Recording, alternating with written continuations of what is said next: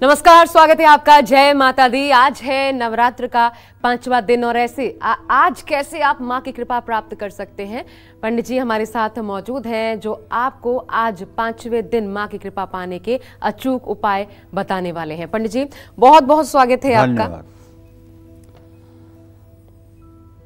पंडित सुरेश पांडे जी से जानिए देवी दुर्गा के 10 रहस्य। जरूर देखिए नवरात्रि स्पेशल काल चक्र। जय माता दी। और आज के विषय के बारे में मैं क्या बोलूं, क्योंकि आज का विषय जो है मां भगवती के बारे में है और पंडित सुरेश पांडे जी इस पर जितना बेहतर बता सकते हैं शायद उतना कोई नहीं। तो पंडित जी आज का विषय क्या है और दूसरी चीज क्यों बेहद खास है? आज 5वां दिन, आज का विषय हमारा जो हमने लिया है ये आप बता दीजिए। ऐसा है, रोज तो हम उपायों की चर्चा करते हैं, पूजा विधि की चर्चा करते हैं, लेकिन चूंकि नवरात्र चल रहा है, माँ दुर्गा की कृपा और उनकी शक्ति इस समय अपने चरम पर है। आज मैं आपको कोई उपाय नहीं बताऊंगा कि ये करिएगा तो धन बढ़ेगा, ये करिएगा तो पुत्र पढ़ेगा, ये करिएगा तो शादी होगी। आज कोई पूजा विधि नहीं बताने वाला हूँ, बल्कि आज उस शक्ति की सच्चे मन से पूजा करने के लिए जिन बातों को जानना बेहद जरूरी है उनके बारे में विस्तार से चर्चा करूंगा। मार्कंडेय पुराण में लिखी माँ दुर्गा से जुड़ी वो बातें जिनको न तो अभी तक मेरी समझ से किसी टीवी चैनल पर और न किसी पंडित के द्वारा नवरात्रि के समय बताया गया है। कम से कम मुझे अपना याद है, 17 साल से मैं टेलीविज़न पे हूँ। 17 सालों में मैंने तो कभी नहीं बताया है कि नवरात्र में ये विषय कभी नहीं मैंने उठाया है, और ना ही आप इनके बारे में। हो सकता है अगर आप दुर्गा पाठी हैं तब तो आप जरूर जानते होंगे, लेकिन यदि आप दुर्गा पाठ नहीं संपूर्ण रूप से करते हैं तो हो सकता है आपको भी न पता हो। तो ध्यान से देखिए आज का कालचक्र, क्योंकि शक्ति को समझेंगे तभी शक्ति को पूजेंगे। जय मां विंध्यवासिनी। पंडित जी आपने बहुत कुछ ऐसा कह दिया कि जिज्ञासा और ज़्यादा बढ़ गई है और दर्शकों की भी बढ़ गई होगी, इसलिए मुझे अब सबसे पहले हमें ये बता ही दीजिए कि आज कौन सा रहस्य उद्घाटन करने वाले हैं आप, ऐसा क्या बताने वाले हैं? देखिए आज हम जो चर्चा करेंगे ना, वो भगवती के बारे में ही चर्चा करेंगे और भगवती के कात्यायनी रूप की चर्चा करेंगे। भगवती के कात्यायनी रूप की। लेकिन पंडित जी ठीक है, उस पर मैं विस्तार से आऊं, उनके बारे में और जानूं, लेकिन उससे पहले शुभ मुहूर्त रह गया है तो शुभ मुहूर्त बता दीजिए और फिर इस चर्चा को आगे बढ़ाते हैं। आज है 7 अक्टूबर 2024, दिन सोमवार। आज आश्विन शुक्ल पक्ष की चतुर्थी तिथि सुबह 9:47 तक, इसके बाद पंचमी तिथि शुरू हो जाएगी। अनुराधा नक्षत्र रात 2:25 तक, इसके बाद ज्येष्ठा नक्षत्र शुरू होगा। आयुष्मान योग सुबह 6:40 से शुरू हो चुका है। आज 5वीं नवरात्रि है और आज माँ स्कंद माता की पूजा का विधान है। आज के कुछ अशुभ मुहूर्त भी हैं, जैसे राहु काल सुबह 7:30 बजे से 9 बजे तक, यमगंड काल सुबह 10:41 से दोपहर 12:09 तक और गुलिक काल दोपहर 1:36 से दोपहर 3:04 तक। आज आपको इन समयों में किसी नए कार्य का शुभारंभ नहीं करना चाहिए और हो सके तो पूर्व दिशा की यात्रा नहीं करनी चाहिए। जय मां विंध्यवासिनी।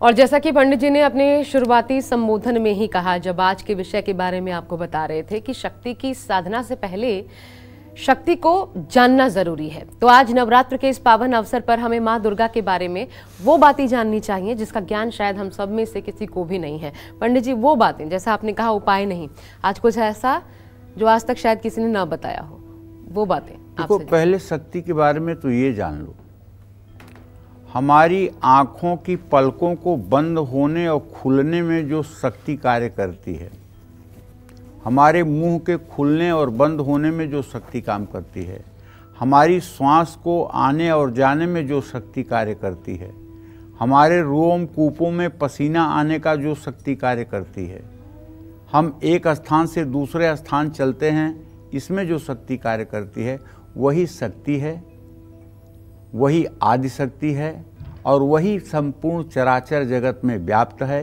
उसी की ब्रह्मा विष्णु महेश पूजा करते हैं। पूर्व काल में देवताओं और असुरों में पूरे 100 वर्षों तक घोर संग्राम हुआ।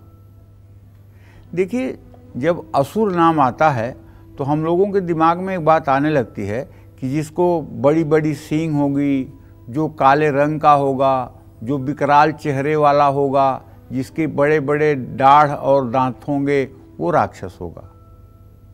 लेकिन ये सच नहीं है। सच ये है कि जिस तरह से हम मनुष्य हैं ना, उसी तरह से राक्षस भी होते हैं। बस दोनों की सोच अलग है। भगवान श्री कृष्ण ने गीता जी में अर्जुन से कहा है कि हे अर्जुन, मेरी 2 प्रकार की सृष्टि है, एक दैवी सृष्टि है, एक आसुरी सृष्टि है। दैवी सृष्टि जो है उनके कुछ गुण होते हैं, जो वो जिन लोगों के अंदर वो गुण प्रकट होते हैं वे दैवी संपदा के व्यक्ति माने जाते हैं, और जिनमें आसुरी चीजें प्रकट होती हैं वो आसुरी संपदा के माने जाते हैं। तो आसुरी संपदा के लोगों के बारे में भगवान कृष्ण कहते हैं, ये गीता के 16वें अध्याय का 4था श्लोक है। दंभ दर्पो अभिमानश्च क्रोध पारुष्यमेव च अज्ञानम चाभिजातस्य निबंधया आसुरीमता। दंभ कहते हैं पाखंड को, और दर्प कहते हैं जो दिखावा करे,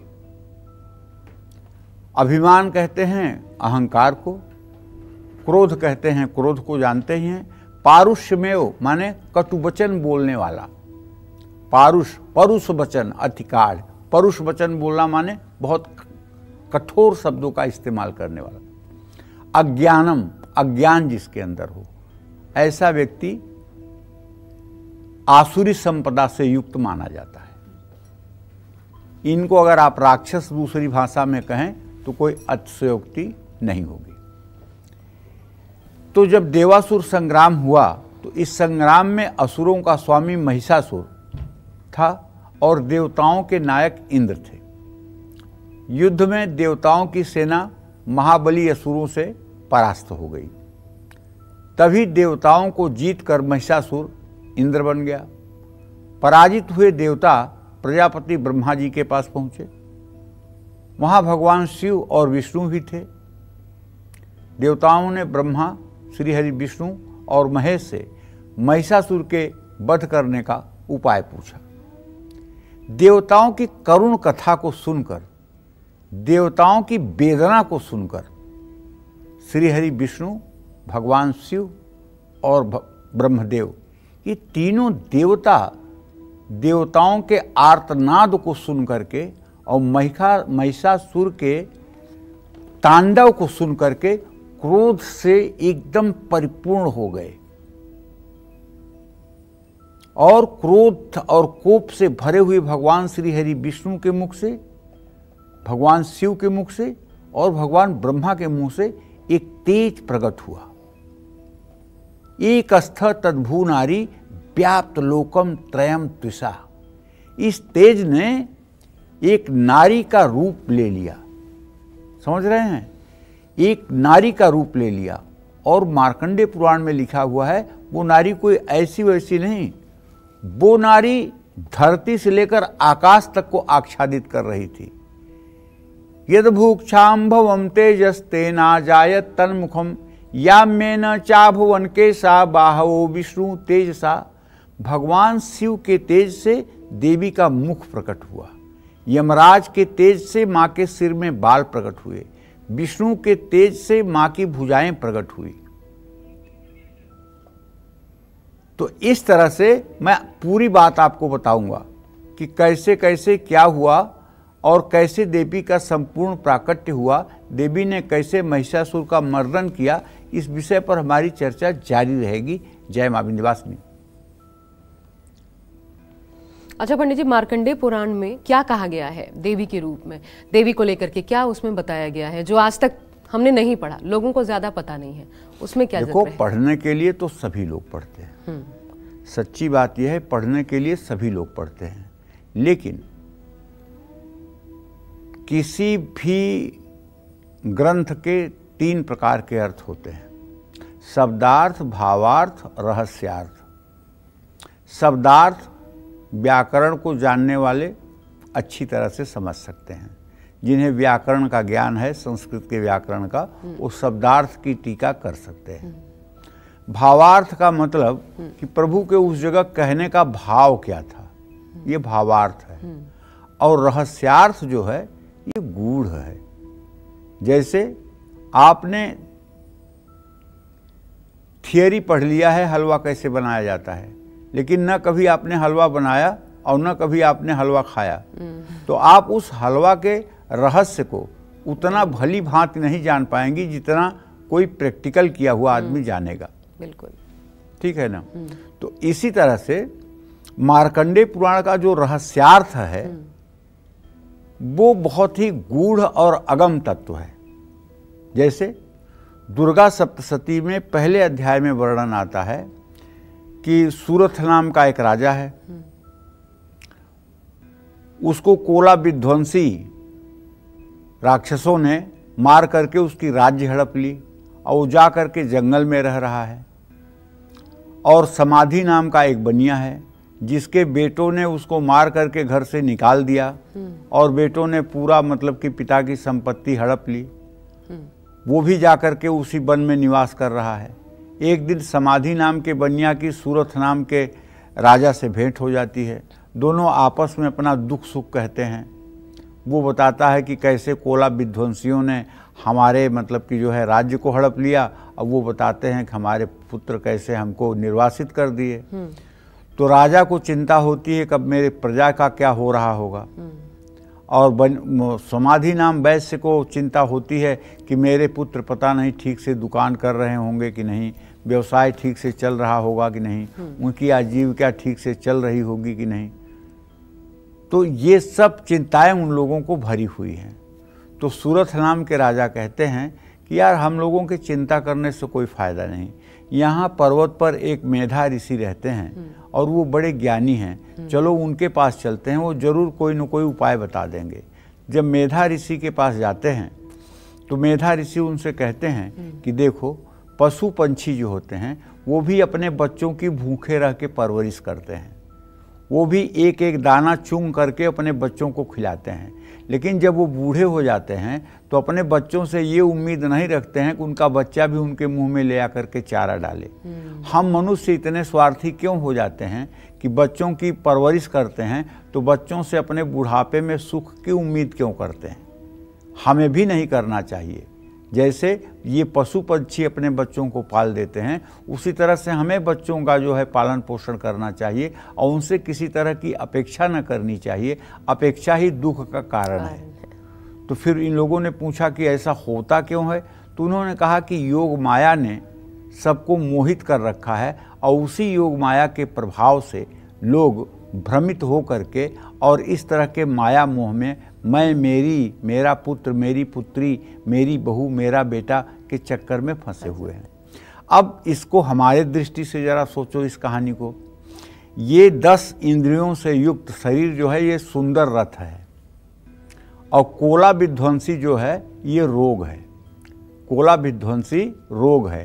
रोग ने जब इस शरीर को सताया, शुगर हो गया, कैंसर हो गया, डायबिटीज हो गया, किडनी फेल हो गई, तब आदमी को जब ये पता चल गया कि अब मृत्यु होने वाली है तो आदमी सीधे भगवान की शरण में चला जाता है, सीधे।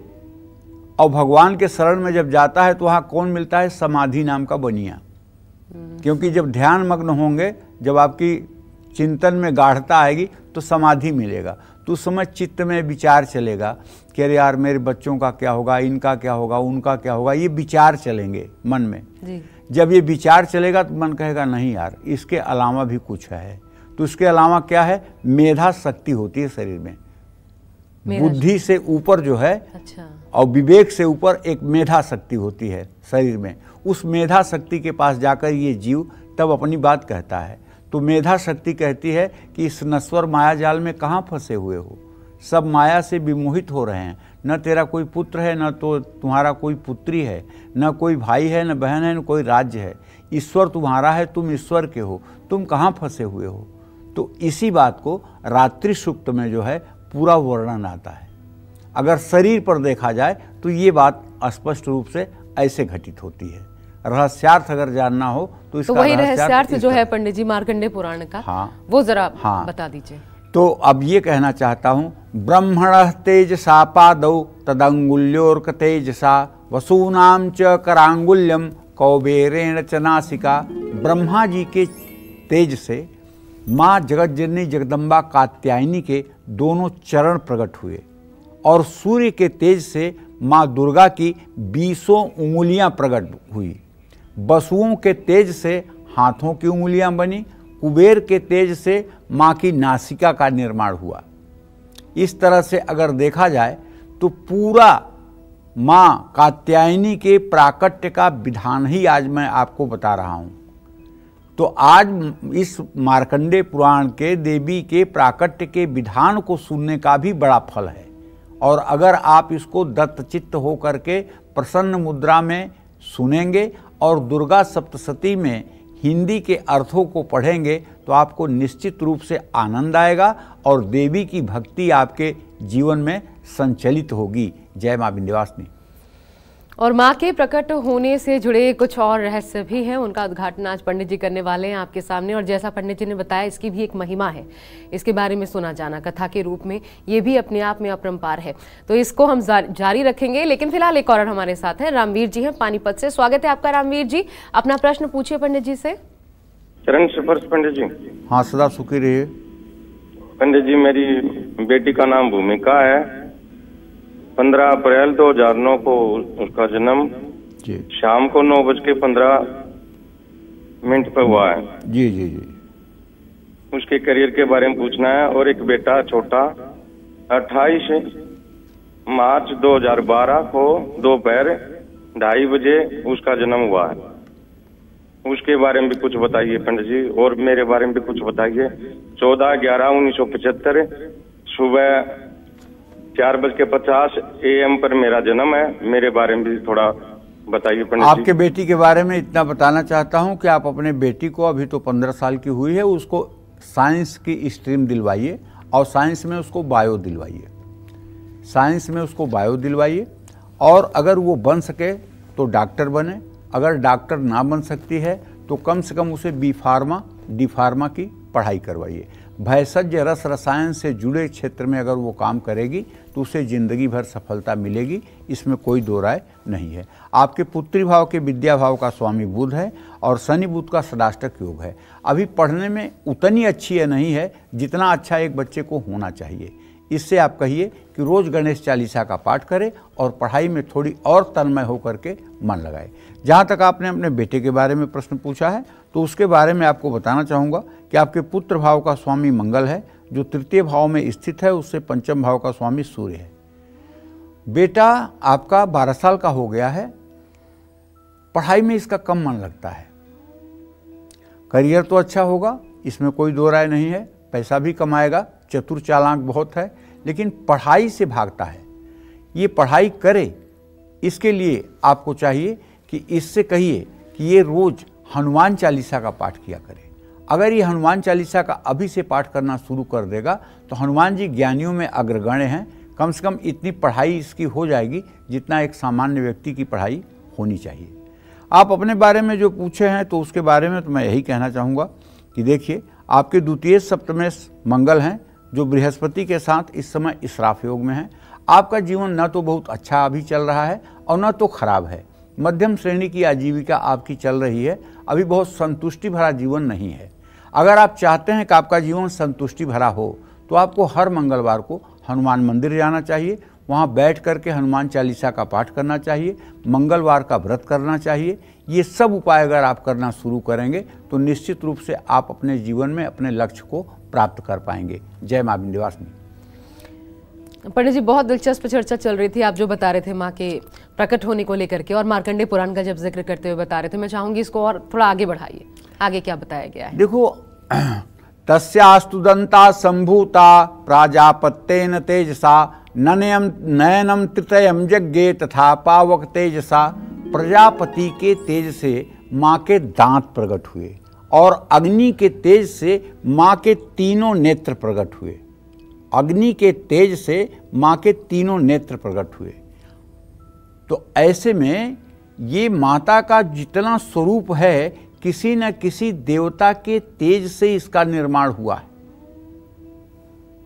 इसीलिए कहते हैं कि ये माँ कात्यायनी देवताओं का दुख दूर करने के लिए और असुरों का संहार करने के लिए प्रकट हुई हैं। पंडित जी, लेकिन एक चीज, माँ के ये जो देवताओं के तेज से माँ दुर्गा प्रकट हुई, उसके पीछे एक तो रहस्य क्या है, और दूसरा ये कि असुरों के संहार के लिए ही सिर्फ हुआ या इसके पीछे कोई और कारण भी था?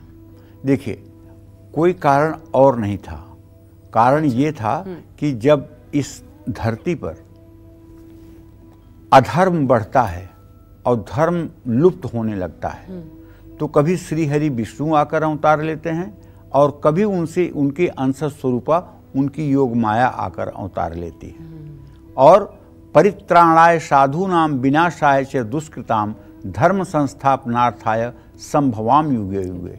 जब जब इस धरती पर सज्जनों को दुख दिया जाने लगता है और दुष्टों का उत्पात बढ़ जाता है, तब तब यहाँ भगवान किसी न किसी रूप में आकर के वो जगत का कल्याण करते हैं। इसी तरह से ये देवियाँ जो है भगवान श्री हरि की योग माया है, और ये भी प्रभु श्री हरि की ही इच्छा से अपना प्राकट्य करती हैं, और ये भी देवताओं के कार्य साधन में ही सहयोग करती हैं। तो ये बात बहुत अच्छी तरह से समझ लेना चाहिए। जैसे देवी राधा, ये भगवान श्री कृष्ण की आह्लादिनी शक्ति हैं, ये कोई अलग से देवी नहीं है, ये भगवान की प्राण स्वरूपा, भगवान श्री कृष्ण की प्राण स्वरूपा देवी हैं। उसी तरह से ये जो दुर्गा हैं, ये भगवान श्री कृष्ण की बुद्धि स्वरूपा देवी हैं। देवी भागवत में कहा गया है कि राधा जी का मंत्र है श्री राधाय स्वाहा, ये खडाक्षर मंत्र है 6 अक्षरों का। अच्छा। और दुर्गा का मंत्र है ऐम ह्रीम क्लीम चामुंडाय विच्चे, ये नवारण मंत्र है। दुर्गा बुद्धि स्वरूपा है और राधा प्राण स्वरूपा है। श्री हरि से कोई विलग नहीं है। तो कहने का मतलब यह है, भ्रुवौ च संदयोस्तेज श्रवणा निलयस्य च अन्यैषायं चैव देवानां संभवः तेजसां शिवा। संध्या के समय तेज से माँ की भौहें प्रकट हुई, वायु के तेज से माँ के कान बन गए। इसी तरह अन्य देवताओं के तेज से शक्ति रूपी दुर्गा स्वयं प्रकट हो गई। आपको सुन करके आश्चर्य न लगे। और ये सब घटना कहाँ घट रही है? कात्यायन ऋषि के आश्रम में। उस समय कात्यायन ऋषि थे, उनके आश्रम में माँ का प्राकट्य हो रहा है, इसीलिए उनका आगे चल कर के नाम पड़ेगा कात्यायनी। जय माँ विंध्यवासिनी। हमारे लिए फिलहाल एक ब्रेक का वक्त हो चला है, लेकिन आपके भी दुख माँ दुर्गा हरें, आपके भी बुरे वक्त का माँ दुर्गा संहार करें। इसके लिए आपको माँ दुर्गा की उस अपार शक्ति का ज्ञान होना बेहद जरूरी है, जिसके बारे में आज पंडित सुरेश पांडे जी आपको बता रहे हैं। आगे और भी बहुत दिलचस्प चर्चा रहेगी, लेकिन आप कहीं मत जाइए, बने रहिए हमारे साथ, देखते रहिए नवरात्र स्पेशल काल चक्र। जय माता दी।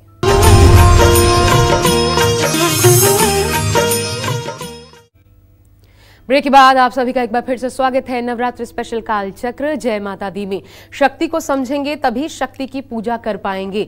हर साल नवरात्र में पंडित जी आपको मां अम्बे की पूजा विधि, कन्या पूजन विधि और उपाय बताते हैं, लेकिन आज कालचक्र का विषय कुछ हटकर है, कुछ अलग है, कुछ बहुत खास है। और इसका उद्देश्य साफ है कि जिस देवी की आप 9 दिनों तक उपासना आराधना करते हैं, उनकी शक्ति को आप सही मायने में क्या जान भी पाए हैं, यही आज का उद्देश्य है। तो चलिए अब इस चर्चा को और आगे बढ़ाते हैं। और देवताओं के तेज से माँ दुर्गा प्रकट हुई, इसके बाद क्या हुआ? क्योंकि यहाँ तक पंडित जी आपने बता दिया क्या किस तेज से, किनके तेज से क्या प्रकट हुआ, इसके बाद फिर क्या होता है उनका स्वरूप आकार लिए जाने के बाद? देखिए, अब मैं आपको बताता हूँ कि इस संसार की रक्षा करने के लिए किस देवताओं ने माँ दुर्गा को क्या भेंट किया। शूलं शूलाद्विनिष्कृष्य ददौ तस्यै पिनाकधृक् चक्रं च दत्तवान् कृष्ण समुत्पाद्य स्वचक्रतः। भगवान शिव ने अपने त्रिशूल से एक त्रिशूल निकाल करके माँ कात्यायनी को, माँ दुर्गा को अर्पित किया। भगवान श्री हरि विष्णु ने अपने सुदर्शन चक्र से एक चक्र उत्पन्न करके भगवती जगदम्बा को समर्पित किया। इस तरह से अस्त्र शस्त्रों से भी अब माता को देवता लोग सुसज्जित कर रहे हैं। ध्यान से अगर आज आप देखेंगे तो आपको पता लगेगा कि माँ के हाथ में जो अस्त्र शस्त्र विराजमान हैं वो किसी न किसी देवता के द्वारा प्रदत्त किए गए हैं, इसलिए उनकी क्षमता और भी ज्यादा है। जय माँ विंध्यवासिनी। लेकिन पंडित जी, माँ के हाथ में तो शंख, धनुष, बाण, तरकश ये भी होता है। हाँ। तो ये किन्होंने भेंट किए माँ को, और इसका उद्देश्य क्या था? हाँ, सही बात है। शंखम च वरुणम शक्ति ददौ तस्यै हुतासना मारुतो दंतवाश्चर्प बाण पूर्णे तथोषुधि। वरुण ने शंख भेंट किया है आशा जी। और अग्नि ने उन्हें शक्ति दी है, और वायु ने धनुष बाण से भरे हुए 2 तरकस प्रदान किए हैं, जिसको अक्षय तुड़ीर कहते हैं। जिसमें से कभी बाण नहीं समाप्त होते हैं उसे अक्षय तुड़ीर कहते हैं। तो इस तरह से माता को सारे अस्त्रों शस्त्रों से सुसज्जित किया जा रहा है। जय माँ विंध्यवासिनी। अच्छा पंडित जी, वज्र भी है माँ के हाथों में और घंटा भी है, ऐसा ही स्वरूप है। हाँ। तो वज्र तो समझ आता है, घंटा और ये एक तो प्रदान किन्होंने किए और उसका महत्व क्या है? ये हाँ, देखो वज्र तो सीधा सीधा इंद्र का है जी, इंद्र के पास ही रहता है। तो वज्रम च समुत्पाद्यम कुलिशादमराधिप ददौ तस्यै सहस्राक्षौ घंटामयरावतात् गजात्। देवराज इंद्र ने अपने वज्र से एक वज्र का निर्माण करके माँ दुर्गा को दिया, और एरावत हाथी से उतार कर एक घंटा भी माँ कात्यायनी को प्रदान किया। ये हमारे शास्त्रों का कथन है, मार्कंडेय पुराण ऐसा ही कहता है। जय माँ विंध्यवासिनी। और अगर आपने माँ के स्वरूप पर बहुत गौर से नजर डाली हो तो आपको दिखेगा कि माँ के हाथों में दंड, पाश, स्फटिक की माला और कमंडल। तो पंडित जी, जब उद्देश्य था महिषासुर का मर्दन करना, तो फिर ये क्या संदेश देता है? देखिए, ऐसा है ना, उद्देश्य चाहे जो हो, लेकिन आदमी को अपने मूल स्वरूप में रहना चाहिए। भगवती का मूल स्वरूप जो है वो चिन्मय है, चिन्मयानंद है। वो सच्चिदानंद की मतलब कि जो है वो प्रेम लक्षण शक्ति है। तो कालदंडादमौदंडम पाशम चाम्बुरपतिर्ददौ प्रजापतिश्चाक्षमाला ददौ ब्रह्मा कमंडलुम।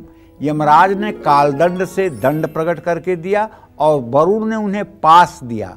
प्रजापति ने स्फटिक की माला प्रदान की और ब्रह्मा जी ने एक दिव्य कमंडलू भी उन्हें प्रदान किया। इस तरह से देवी के स्वरूप की पूर्णता होती है। जय मां विंध्यवासिनी। और माँ दुर्गा के चेहरे पर जो तेज है, उनके हाथ में जो ढाल है, तलवार है, वो किन देवता ने दी है, आइए वो भी जान लेते हैं। और तेज तो पंडित जी, जब देवताओं के ही तेज से प्रकट हुई तो तेज तो होना सामान्य बात, लेकिन ये जो ढाल है, ये तमाम चीजें, ये किन देवताओं ने उनको दी है? समस्त रोम कूपेशु निज रश्मीन दिवाकरः कालश्च दत्तवान खड्गम तस्याश्चर्म च निर्मलम। सूर्य ने देवी के समस्त रोमकूपों में अपनी किरणों का तेज भर दिया। अब सोच लो, जिसके हर रोए में, हर रोम में सूर्य का तेज हो, वो कैसा, सोच के कल्पना करके देखो। जिसके एक एक रोम से एक एक सूर्य की तेज जैसी आभा निकलती हो, फिर वो देवी कैसी तेजस्विनी होंगी। काल ने उन्हें चमकती हुई ढाल और तलवार दी है। काल ने दी है, काल ने। जिस काल से कोई नहीं बचता है, वही काल उनको तलवार और ढाल दे रहा है। तो आप सोचिए, उनके भक्तों की रक्षा में कैसे संदेह हो सकता है। तो आप सभी लोगों को कहता हूं कि अगर आपने दुर्गा सप्तशती का संस्कृत में बहुत बार पाठ किया है, लेकिन 1, 2, 3 बार आपको चाहिए कि हिंदी में भी उसका आप अर्थ पढ़ें और अपने मन की गहराइयों में भावार्थ तो आपको किताब में मिल जाएगा, रहस्यार्थ को भी समझने के लिए चिंतन करें कि आखिर ऐसा क्यों। क्योंकि दुर्गा सप्तशती को समझना इतना आसान कार्य नहीं है। एक बार कथा हो रही थी आशा जी, तो मैं ही कथा कह रहा था। तो मैं बता रहा था कि एक बार भगवान विष्णु अपने योग निद्रा में थे और बहुत दिनों तक योग निद्रा में थे और ब्रह्मा प्रकट हो गए उनके नाभि कमल से। ब्रह्मा ने जब भगवान विष्णु को देखा तो जा कर के उनकी प्रार्थना करने लगे उनको जगाने के लिए।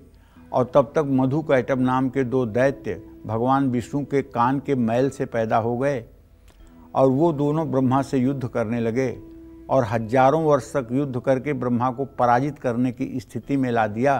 तो ब्रह्मदेव ने जा कर के भगवान विष्णु को जगाने की बहुत कोशिश की और भगवान विष्णु नहीं उठे तो उन्होंने योग निद्रा का आवाहन किया और योग निद्रा की प्रार्थना की। तो योग निद्रा ने प्रसन्न होकर के भगवान श्री हरि विष्णु को जागृत कर दिया और भगवान श्री हरि विष्णु को सब समाचार जब ब्रह्मा ने बताया तो उन्होंने कहा अब आप चिंता मत करिए, हम इनको देखेंगे। तो मधुकैटभ नाम के उन दोनों दैत्यों से भगवान ने 10,000 वर्षों तक युद्ध किया, लेकिन वो दोनों पराक्रमी दैत्य नहीं मारे जा सके। तब भगवान ने अपने माया से उन मधुकैटभ नाम के दोनों दैत्यों को मोहित किया। जब मोहित हुए तो उन दोनों ने कहा कि हम तुम्हारी वीरता से प्रसन्न हैं, विष्णु तुम वरदान मांग लो हमसे जो मांगना चाहते हो।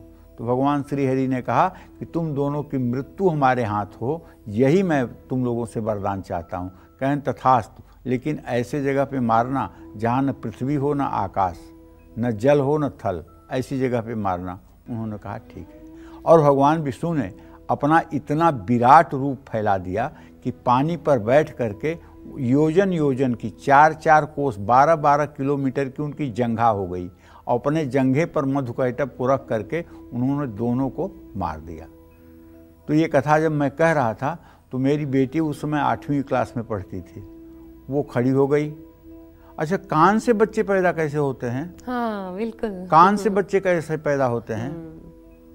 तो मैंने उसको समझाया, हमने कहा बेटा अगर तुम्हारे छोटे भाई तुमको दीदी कहते हैं तब तो तुम अपना सारा सामान उनको दे देती हो, और जब तुम्हें कभी वो गुस्से में लड्डू कह देते हैं तब तो तुम उन्हें मारने के लिए दौड़ जाती हो।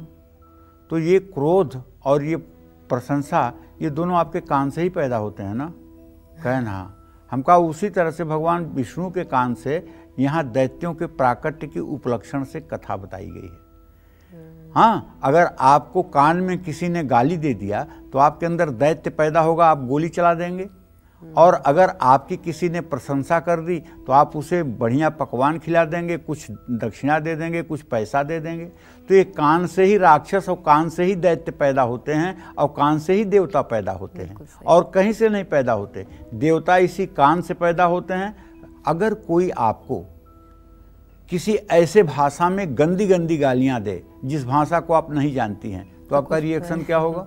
कुछ नहीं होगा। तो कहने का मतलब कि जो भी क्रोध या प्रसन्नता की मुद्रा बनती है वो कान से ही बनती है ना। तो कान से ही राक्षस पैदा होता है ना, कान से ही देवता पैदा होते हैं ना। इसलिए कहा जाता है हमेशा अच्छा सुनो। इसलिए हमेशा अच्छा, अब सुनना तो दूसरे के ऊपर है कौन क्या सुना रहा है, लेकिन हमें सुनना ही वही चाहिए जो हितकारी हो। बिल्कुल सही। हाँ, बिल्कुल सही कहा आपने पंडित जी। और अब चलिए मैं उसी चर्चा को आगे बढ़ा रही हूँ। नवरात्र में चाहे दुर्गा मंदिर हो या कन्या पूजन हो, हम श्रृंगार सामग्री जरूर भेंट करते हैं। तो माँ अम्बे को भी क्या देवताओं ने श्रृंगार सामग्री भेंट की थी? किन देवता ने उन्हें क्या भेंट किया था श्रृंगार के लिए? पंडित जी ये बहुत दिलचस्प होने वाला है मुझे लगता है, इस पे प्लीज बताइए। ये भी भेंट की गई सामग्रियां थी माँ को? एकदम माता को संपूर्ण रूप से सुसज्जित करने के लिए सभी देवताओं ने अपने सामर्थ्य के अनुरूप सारी वस्तुएं माँ को दान दी, हाथ जोड़ करके समर्पित किया। क्षीरोदस्वामलम हारम मजरे च तथांबरे चूड़ामणिम तथा दिव्यम कुंडले कटकानि च अर्धचंद्र तथा शुभ्र केयूरान अर्धचंद्र तथा शुभ्रम केयूरान सर्वबाहुषु नूपुरौ विमलौ तद्वद ग्रैवैकैक मनुमुक्तमम् अंगुलीय रत्नानि समस्ता स्वंगुलीषु च विश्वकर्मा ददौ तस्यै परशुम चाति निर्मलम। समुद्र ने उज्ज्वल मोतियों से बना हुआ एक दिव्य हार माता को प्रदान किया। कभी न जीर्ण होने वाले 2 दिव्य वस्त्र माता को समर्पित किया। दिव्य चूड़ामणि और 2 कुंडल और हाथों में पहने जाने वाले सुवर्ण के रत्न जटित कड़े, अर्धचंद्र, सब बाजुओं के लिए केयूर और दोनों चरणों के लिए नूपुर, गले की सुंदर हंसुली और सभी उंगलियों में पहनने के लिए रत्नों की बनी अंगूठियां भी दी। विश्वकर्मा ने उन्हें फरसा भेंट किया। ये माता के सुसज्जित होने में देवताओं ने अपनी तरफ से विनम्रता से और हाथ जोड़कर सारी वस्तुओं का निवेदन किया है। जय मां विंध्यवासिनी। और क्या क्या भेंट हुआ पंडित जी माँ दुर्गा को और किन किन देवताओं के माध्यम से? देखो, अस्त्रानेक रूपाणी तथा भेद्यम च दर्शनम, अम्लान पंकजा माला शिरस्यूरसि चापराम। माँ दुर्गा को कई प्रकार के अस्त्र, अभेद्य कवच और कमल की मालाएं भी देवताओं ने दी, और जिससे माँ कात्यायनी दुर्गा इस जगत पर, इस धरातल पर, इस त्रिलोकी में अजेय हो गई। जय मां विंध्यवासिनी। हमारे साथ एक कॉलर है पंडित जी, उसके बाद ये चर्चा और आगे बढ़ाऊंगी। आसनसोल पश्चिम बंगाल से पूजा। पूजा, अपना प्रश्न पूछिए। नमस्ते। जरा जोर से बोलिए और अपना प्रश्न पूछिए, पंडित जी आपको सुन पा रहे हैं। हेलो पंडित जी, नमस्ते। हाँ नमस्ते। हम रीना बोल रहे हैं, अपने बेटे और बेटी के बारे में पूछना चाह रहे हैं। पंडित जी, मेरे बेटे का जन्मदिन है 13 जनवरी 2002 और बेटी का है 25 जुलाई 1996। बेटे के लिए पूछना चाहते हैं कि वो अभी डिप्लोमा कर रहा है, उसकी सरकारी नौकरी कब तक होगी और बेटी का नौकरी कब तक होगी, और शादी के लिए लड़का देख रहे हैं। शादी मैंने विजयदशमी के दिन लड़का देखने जाना है, तो क्या हो पाएगी ये शादी की नहीं? अब बेटा बेटी के भविष्य कैसा रहेगा आगे चल के? देखो, ऐसा है, बेटी यद्यप तुम्हारी बड़ी है 6 साल की बेटे से, बेटा तुम्हारा छोटा है 6 साल के, लेकिन तुम्हारी बुद्धि पुत्र प्रधान है, इसलिए तुमने पहले पुत्र के बारे में प्रश्न किया है, बाद में पुत्री के बारे में प्रश्न किया है। लेकिन ज्योतिष के हिसाब से जो बड़ी है सबसे पहले उसी का जवाब होगा। तो पहले पुत्री के बारे में जवाब देना चाहूँगा कि तुम्हारे पुत्री भाव का स्वामी जो है वो शनि है, और उसे सप्तम भाव का स्वामी सूर्य है। सूर्य शनि का षष्ठाष्टक योग चल रहा है। अभी इसके नौकरी का कोई योग बनता हुआ दिखाई नहीं दे रहा है। रही बात विवाह की, तो विवाह के लिए अगर प्रयास करोगी तो इस साल अप्रैल से लेकर के 2025 में नवंबर दिसंबर तक इसके विवाह के संयोग बन जाएंगे, और बहुत अच्छे घर में, बहुत अच्छे कुल में, बहुत अच्छे वर के साथ इसका विवाह होगा। जहाँ तक आपने अपने बेटे के बारे में प्रश्न पूछा है, तो आपके पुत्र भाव का स्वामी मंगल और उससे दशम भाव का स्वामी शनि, मंगल शनि की स्नेहा दृष्टि से इत्तेसाल है। आपका बेटा निश्चित रूप से बड़ी अच्छी आजीविका में जाएगा। सरकारी नौकरी होगी कि नहीं ये मैं नहीं कह सकता, इसलिए कि सरकारी नौकरी के लिए जो कारक ग्रह होते हैं वो सूर्य और मंगल होते हैं। ऐसी दोनों स्थितियों में इन ग्रहों की बड़ी मजबूत स्थिति नहीं है। ये कह पाना बहुत कठिन है कि उन्हें सरकारी नौकरी मिलेगी, लेकिन ये दावे के साथ कह सकता हूँ कि उनकी आजीविका संतोषजनक रहेगी, इसमें कोई संदेह नहीं है। जय मां विंध्यवासिनी। और आप जानते हैं कि माँ की सवारी शेर है, तो क्या ये भी उनको देवताओं से ही मिला था? सिंह को माँ दुर्गा का वाहन बनाने के पीछे क्या रहस्य होगा, आइए अब ये भी जान लेते हैं। पंडित जी, सिंह किन्होंने भेंट किया माँ दुर्गा को? इसकी तो देवी भागवत में 2-3 कथाएं हैं, अलग अलग, ठीक है ना? जी। 2-3 कथाएं हैं। एक कथा तो आती है कि भगवान शिव जो है माता पार्वती को काली काली कह के चिढ़ाते थे। हाँ, तो माता ने तपस्या करके और मतलब कि दिव्य रूप धारण करना चाहा, तो माता के जो शरीर की कालिमा थी उससे कौशिकी देवी जो है उत्पन्न हुई, कौशिकी। और वहाँ जब माता तपस्या में बैठी तो उसी समय एक सिंह आके बैठ गया कि जब ये तपस्या से उठेगी तो मैं इसे खाऊंगा, ये सोच करके सिंह आके बैठ गया। लेकिन चूंकि तपस्या हजारों वर्ष तक चलती रही और सिंह तब तक बैठा रहा, और बाद में उसकी बुद्धि सिंह की पूर्ण रूपेण बदलती चली गई और उसकी बुद्धि जो है भागवतिक हो गई। तो जब देवी के रूप से कौशिकी देवी प्रकट हुई तो उस समय इंद्र आकर के देवी के सामने प्रकट हुए। इंद्र ने कहा कि हे देवी, आपके शरीर से ये जो कौशिकी का निर्माण हुआ है इन्हें आप हमें दे दीजिए, ये असुरों के संहार का काम करेंगी और आप अपने दिव्य स्वरूप में रहिए। और ये सिंह इतने दिनों से भूखा प्यासा आपके सामने बैठा हुआ है, इसे आप अपने वाहन के रूप में स्वीकार कर लीजिए। तो उसे माता ने स्वीकार किया है। ये देवी भागवत की कथा है। माता सिंह वाहिनी तभी से हो गई।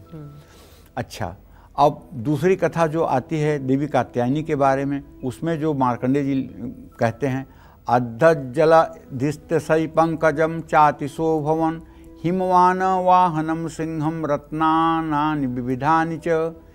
जलधि माने समुद्र ने उन्हें सुंदर कमल का फूल भेंट किया। हिमालय ने माँ दुर्गा की सवारी के लिए सिंह और अलग अलग तरह के रत्न भेंट किए। तो आप ये कह सकते हैं कि हिमालय ने जो है सिंह प्रदान किया देवी के लिए। और एक जगह आपको ये भी वर्णन मिलेगा श्रीमद् देवी भागवत महापुराण में, जहाँ इंद्र ने देवी को सिंह वाहन बनाने के लिए आग्रह किया है। ददाव शून्यम सूर्या पानपात्रम धनाधिपः शेषश्चन सर्वनागेशो महामणि विभूषितम नागहारौ ददौ तस्यै धत्ते यह पृथ्वीमिमाम् अन्यैरपि सुरैर्देवी भूषणैरायुधस्तथा सम्मानिताननादोचै साट्टहासं मुहुर्मुहुर् तस्यानादेन घोरेण कृष्णम आपूरितम नभः। कुबेर ने शहद से भरा हुआ पात्र दिया है माता को। नागों के राजा शेषनाग ने माँ को मड़ियों से जड़ा हुआ नागहार दिया है। अन्य देवताओं ने भी आभूषण और अस्त्र शस्त्र देकर देवी का सम्मान किया है। इसमें कोई संशय नहीं। जय मां विंध्यवासिनी। तो माता का जैसा स्वरूप हम और आप कल्पना करते हैं, जो हम अपने पूजा घरों में रखते हैं, जिनकी हम पूजा करते हैं, वो कैसे बना, पंडित जी आज आपको बता रहे हैं। क्योंकि शक्ति को जानेंगे तभी उन्हें मानेंगे। तो शक्ति को पूजने के लिए शक्ति को समझना जरूरी है। और हमारी ये खास चर्चा इसलिए आगे भी जारी रहने वाली है। आप कहीं मत जाइए, देखते रहिए नवरात्र स्पेशल कालचक्र। एक छोटे से ब्रेक के बाद हाजिर होते हैं जय माता दी लेकर। ब्रेक के बाद स्वागत है आप सभी का। आप देख रहे हैं नवरात्र स्पेशल कालचक्र जय माता दी। शैलपुत्री से लेकर सिद्धिदात्री तक क्या मां दुर्गा ने असुरों का संहार करने के लिए सिर्फ 9 ही रूप धारण किए? जिस शक्ति को आप पूज रहे हैं, क्या उनके सिर्फ 9 ही स्वरूप हैं? इसके बारे में शास्त्रों में, पुराणों में क्या लिखा गया है? पंडित जी, शास्त्र सम्मत बातें इसको लेकर के क्या है? सिर्फ 9 रूप है माता के या अनेकों? अनेकों रूप हैं माता के। माता किसी भी रूप में किसी अत्याचारी और अन्यायी का वध करने के लिए किसी रूप में प्रकट हो सकती है। अनंत रूप हैं माता के। ये 9 मुख्य रूप हैं माता के, जो नवरात्रों में 9 दिन पूजे जाते हैं। ठीक है।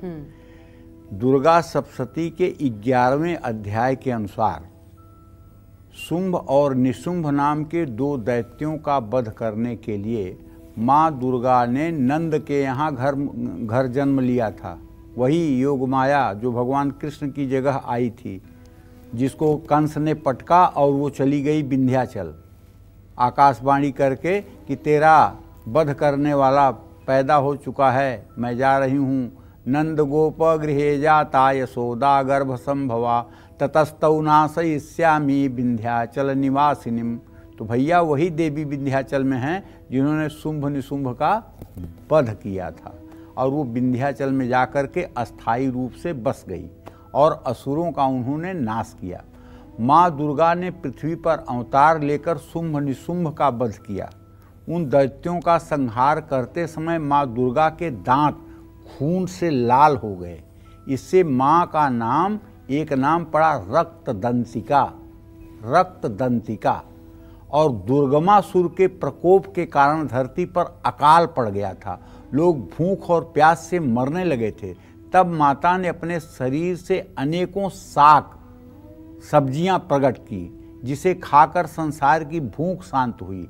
देवताओं की पूजा से माँ के नेत्रों से आंसू बहने लगे और माँ के शरीर से 100 नेत्र प्रकट हुए। और तभी देवी को शताक्षी नाम से भी पूजा जाने लगा। शताक्षी, जिनकी 100 आंखें हों।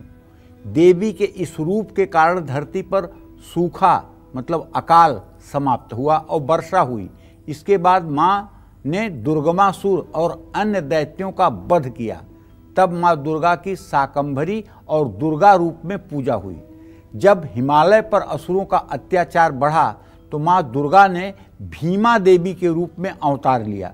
यह देवी का भयानक रूप है। अरुण नामक दैत्य का वध करने के लिए माँ दुर्गा ने 6 पैरों वाले असंख्य भ्रमरों यानी भंवरों का रूप धारण किया, उसका वध किया। तब से माँ का एक नाम भ्रामरी भी पड़ा।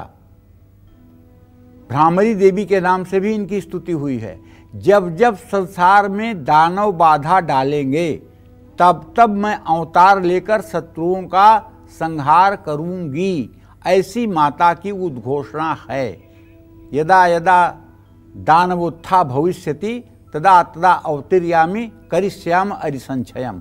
जब जब दैत्यों का तांडव बढ़ेगा तब तब मैं इस पृथ्वी पर कोई न कोई रूप धारण करके उन सभी दैत्यों का मान मर्दन करूंगी और सज्जनों का कल्याण करूंगी, ऐसी माँ की घोषणा और भविष्यवाणी है। जय माँ विंध्यवासिनी। मथुरा से हमारे साथ इस वक्त एक कॉलर हैं पंडित जी, शीतल जी। स्वागत है आपका। शीतल जी, कालचक्र में प्रश्न पूछिए अपना पंडित जी से। नमस्ते पंडित जी। सदा सुखी रहो। मैं शीतल चौधरी बोल रही हूँ। पंडित जी, मेरा डेट ऑफ ईयर 1994 है, 17 सितंबर 1994। मेरे आपसे 2 प्रश्न है। मेरे विवाह में बहुत ज्यादा देरी हो चुकी है, उस वैवाहिक जीवन के बारे में और आगे के जीवन के बारे में बताएं। और मैं सरकारी नौकरी की तैयारी कर रही हूँ, क्या मेरी नौकरी लग जाएगी, और आगे की आजीविका के बारे में बताएं। और दूसरा प्रश्न जो है वो मेरी बहन को लेकर के है। 1997 है उसका डेट ऑफ ईयर, 12 दिसंबर 1997। उसके भी शादी और सरकारी नौकरी के बारे में और आगे के जीवन के बारे में बताएं। हम दोनों को सही सलाह दीजिए, मार्गदर्शित कीजिए। देखो, ऐसा है बेटा, अभी तो आपके विवाह में शीतल विलंब दिखाई दे रहा है। आपका लग्नेश सप्तमेश सदाष्टक योग में है, आपके विवाह में देर दिखाई दे रही है। अगर आप जा कर के बांके बिहारी का दर्शन करके और गिरिराज की परिक्रमा करके राधा कुंड का जल 7 बार अपने ऊपर अगर आप छिड़क लें तो आपके विवाह का संयोग अप्रैल मई तक बन जाएगा। लेकिन ये कुछ पूर्व जन्म का है जिसके कारण इतना देर हो रही है, और जो गिरिराज जी की परिक्रमा करने से और राधा कुंड का जल अपने ऊपर छिड़कने से 7 बार ठीक हो सकता है। और गिरिराज मंदिर में 7 घी के दिए जलाने से भी ये दोष दूर हो सकता है और शीघ्र आपका विवाह हो सकता है। जहाँ तक आपने प्रश्न किया है सरकारी नौकरी के लिए, तो आपके आजीविका भाव में नीच का चंद्रमा वृश्चिक राशि में स्थित है, जो इस बात का संकेत है कि सरकारी नौकरी के लिए आप प्रयास करिए, मैं मना नहीं करूँगा। लेकिन अगर नहीं मिलती है सरकारी नौकरी तो आपको निराश नहीं होना चाहिए और आपको प्राइवेट सेक्टर में भी प्रयास करना चाहिए। जहाँ तक आपने अपने बहन के बारे में पूछा है तो उसके बारे में शीतल मैं ये कहना चाहूँगा कि मंगल और शुक्र दोनों ग्रहों की स्थिति पंचम नवम है। उसके विवाह में बिल्कुल देर नहीं होगी, उसको सामने से रिश्ता आ जाएगा और बहुत अच्छा विवाह हो जाएगा। जहाँ तक उसके नौकरी का प्रश्न है तो नौकरी भी उसे मिल जाएगी, इसमें भी कोई संदेह नहीं है। भाग्य उसका ठीक है। बस उसे चाहिए कि वो बृहस्पतिवार के दिन केले के पेड़ में जल और हल्दी डाला करे और थोड़ी सी भीगी हुई चने की दाल और गुड़ गायों को खिलाया करे, इससे उसका भाग्य और मजबूत हो जाएगा। जय मां विंध्यवासिनी। सुमन जी हमारे साथ एक और कॉलर हैं दिल्ली से। स्वागत है आपका सुमन जी, प्रश्न पूछिए अपना पंडित जी से। राम राम पंडित जी। हाँ राम राम सुमन। बहुत दिन के बाद आपने नंबर लगाया, पड़े बहुत कोशिशों के बाद। मेरा 3 प्रश्न है पंडित जी। मेरे बेटी का जन्म 24/12/2005 है, अनन्या पांडे नाम है, दिन शनिवार है। और मेरे बेटे का जन्म 13/9/2009 है, रविवार है, सुबह 7:15 है, अभिजीत पांडे नाम। और मेरे हस्बैंड का नाम 5 मार्च 1973 सोमवार रात 9 बजे। इन लोग के भविष्य के बारे में बताइए पंडित जी। कोई भी काम नहीं हो पाता है पंडित जी, बहुत रुक रुक के होता है। सुमन, सही बात तो यह है कि आपके पहले पुत्री भाव के बारे में बताना चाहूँगा। द्वितीय सप्तमेश चंद्रमा और बृहस्पति का इत्तेसाल परस्पर सप्तम है, तो इसलिए मैं कहना चाहता हूँ कि पुत्री का भविष्य निश्चित रूप से अच्छा है, लेकिन अभी थोड़ा समय लगेगा इसका भाग्योदय होने में। 24वें साल में इसका पूर्ण भाग्योदय हो जाएगा, हर प्रकार से सुखों से युक्त और हर प्रकार के सुख समृद्धि से युक्त रहेगी, इसमें कोई संदेह नहीं है। जहाँ तक आपने अपने पुत्र के बारे में प्रश्न पूछा है तो मैं बताना चाहूँगा कि अभी तो इसका समय बहुत अच्छा नहीं चल रहा है, लेकिन जहाँ तक मेरा अनुमान है कि 2 जून 2025 के बाद इसके अंदर जो परिवर्तन दिखाई देगा उससे आपका मन प्रसन्न हो जाएगा और ये अपनी आजीविका भी अच्छी करेगा और घर की जिम्मेदारियों का भी निर्वाह करेगा। पति के बारे में आपके बताऊं तो वो परिश्रमी हैं, मेहनती हैं, लेकिन उनका भाग्य साथ नहीं दे रहा है। आपको चाहिए कि आप उनके भाग्य में सहयोगी बने और उसके लिए आपको नित्य सुबह और शाम श्री सूक्तम के 16 मंत्रों को सुबह शाम 16 बार पढ़ना चाहिए और कनक धारा स्त्रोत का एक बार पाठ करना चाहिए। हो सके तो स्फटिक के श्री यंत्र की पूजा करनी चाहिए, दक्षिणावर्ती शंख से अभिषेक करना चाहिए। अगर ये उपाय आपने 3 साल तक रेगुलर कर लिया तो आप मुझसे गारंटी पत्र लिखवा लीजिए कि आपके जीवन में कभी अभाव नाम की कोई चीज़ नहीं रहेगी। लेकिन 3 साल तक पूरी निष्ठा के साथ इसको करने की कोशिश कीजिए। जय मां विंध्यवासिनी। एक छोटे से ब्रेक का वक्त और हमारे लिए हो चला है, लेकिन अगर आपने अपने घर में अखंड ज्योति जलाई है, घर में जौ भी बोए हैं, पूरे विधि विधान से माँ की चौकी भी स्थापित की है, तो ज़रा जान लीजिए कि कहीं आपके साथ भी वही तो नहीं हो रहा जिसके बारे में हम ब्रेक के बाद बात करने वाले हैं। बहुत दिलचस्प चर्चा होने वाली है, कहीं मत जाइए, देखते रहिए नवरात्र स्पेशल काल चक्र। जय माता दी। ब्रेक के बाद स्वागत है आप सभी का नवरात्र स्पेशल काल चक्र जय माता दी में। आपने घर में अखंड ज्योत जलाई है, आपने घर में जौ भी बोए हैं, आपने पूरे विधि विधान से माँ की चौकी घर में स्थापित की है, तो क्या आपको घर में ताला लगाना चाहिए, यात्रा करनी चाहिए? अगर यात्रा करना बहुत जरूरी है तो अखंड दीपक और बोए हुए जौ का क्या करना चाहिए? आइए अब ये जान लेते हैं पंडित जी से। पंडित जी, क्या होगा इसका जवाब? अगर लोगों ने शुरुआत तो कर दी लेकिन बीच में व्यवधान पड़ गया, पहले से नहीं पता था कि जाना है, तो फिर? देखिए, पहली बात तो ये मेरी जिंदगी का अनुभव बोल रहा हूं। आशा मेरी जिंदगी का अनुभव है कि अगर आपने माता का विधि विधान से स्थापना कर दिया है और गणेश पूजन हो गया है और बस गणेश पूजन तक अगर कोई विघ्न नहीं आया है तो दुनिया का कोई ऐसा विघ्न नहीं है जो 9 दिनों तक आपको आपके मार्ग से विचलित करे। अच्छा। क्योंकि जगत जननी जगदम्बा जिनकी आप आराधना में लगे हुए हैं, अब इस त्रिलोकी में कौन सी ऐसी शक्ति है जो आपके ऊपर और आपके स्वजनों के ऊपर विपत्ति लाए? इतना विश्वास से कह रहे हैं पंडित? इतना विश्वास नहीं, इतना परम विश्वास है। जब उनकी आराधना शुरू हो गई और उनके शरणागत कोई हो गया तो फिर अब ताकर सदा करहु रखवारी, जिम बालक राखई महतारी। जैसे छोटे बच्चे को मां रक्षा करती है, उसी तरह से भगवती अपने भक्तों की रक्षा करती हैं। हो ही नहीं सकता कि उसके जीवन में कभी किसी प्रकार के, हाँ आपने स्थापना भी कर लिया है, आपका मन भी कहीं है, आपका पूजा में महत बुद्धि नहीं है। महत बुद्धि का मतलब कि जैसे पूजा कर रहे हैं, मोबाइल पे फोन आ गया तो पहले फोन सुनने की बेचैनी आपको हो रही है। अगर भगवान और देवी में महत बुद्धि होती तो आप मोबाइल को न सुनते, आप देवी में ध्यान लगाते। कहीं से आपका कुरियर आया है और कुरियर में सामान आया है, आप पूजा छोड़ के उठ के गेट पे चले गए, कुरियर रिसीव करने लगे। देवी में भगत आपकी परम महत बुद्धि नहीं है। अगर देवी में महत बुद्धि होती तो चाहे कोई त्रिलोकी की राजलक्ष्मी आपको देता, लेकिन आप अपने पूजा स्थान से न उठते और आप भगवती में अनुराग लगा करके जो भी समय आपने दिया है 10-20 मिनट आप बैठते। तो इस तरह से अगर आप महत बुद्धि लगाएंगे तो मैं कह रहा हूँ, जब अखंड ज्योति आपने जला दिया और जब आपने जौ बो दिए तो आपको अपने घर में ताला नहीं लगाना चाहिए। हाँ, अगर आपकी अनुपस्थिति में घर में कोई उसका देखभाल करने वाला है तो आप घर के बाहर जा भी सकते हैं, इसमें कोई दोष नहीं है। जय मां विंध्यवासिनी।